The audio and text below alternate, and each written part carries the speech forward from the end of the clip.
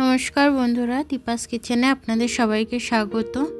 আজকে আমি ফুলকপির ডাঁটা দিয়ে একটা চচ্চড়ি করব, সেটা আপনারা দেখুন আমি কিভাবে করছি।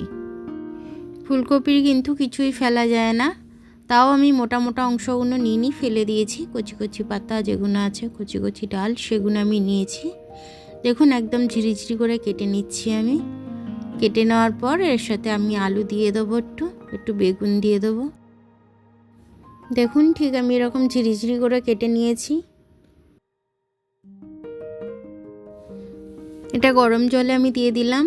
এবার আমি এটার মধ্যে একটু হলুদ দেবো, দিয়ে একটু নেড়ে দেবো, দিয়ে আমি চাপা দিয়ে দেবো। 5 মিনিট মতো ফুটিয়ে সেদ্ধ করে জলটা ফেলে দেবো। তারপরে আমি বড়ি ভেজে নেব। বড়ি কিছু তেল দিয়ে ভেজে নিচ্ছি। ভাজা হয়ে গেলে বড়িগুলো আমি তুলে নেব।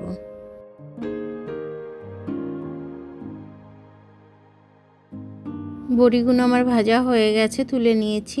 ওই কড়াতে আমি আবার তেল দিয়ে দিয়েছি, দিয়ে একটু 5 ফোড়ন দিয়ে দিয়েছি। দিয়ে আমি যে সবজিগুলো আলু বেগুন কেটে রেখেছিলাম সেটাকে ভাজতে বসিয়ে দিলাম একটু নুন হলুদ দিয়ে।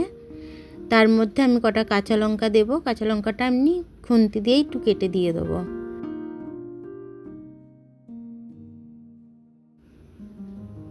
এবারে আমি একটু সর্ষে ভিজিয়ে দিচ্ছি, আর এর মধ্যে একটু নুন দেবো, একটু হলুদ দেবো, দিয়ে আমি এটাকে ঘেটে চাপা দিয়ে দেবো। তাহলে সর্ষের ঝাঁজটা চলে আসবে।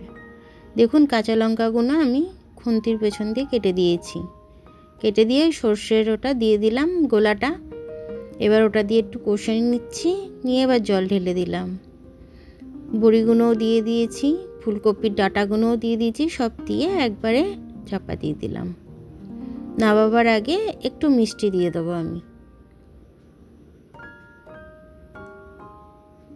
মিষ্টি দিয়ে আবার নেড়ে নেব। ভালো করে নেড়ে নিয়ে আমি একটু শুকনো শুকনো মতো একটু হবে, হালকা রসালো থাকবে। তারপরে এটাকে আমি নামিয়ে নেব। দেখুন নামিয়ে নিলাম। বড়ি দিয়েছি যেহেতু তরকারিতে বড়ি দিলে একটু টেস্টটা বেড়ে যায়। তো এটা আপনারা রুটি দিয়েও খেতে পারবেন এবং গরম ভাত দিয়েও খেতে পারবেন, খুব ভালো লাগবে খেতে। একদিন আপনারা করে খাবেন, খেয়ে আমাকে কমেন্টস করে জানাবেন। আমার ভিডিওটা দেখার জন্য অনেক অনেক ধন্যবাদ।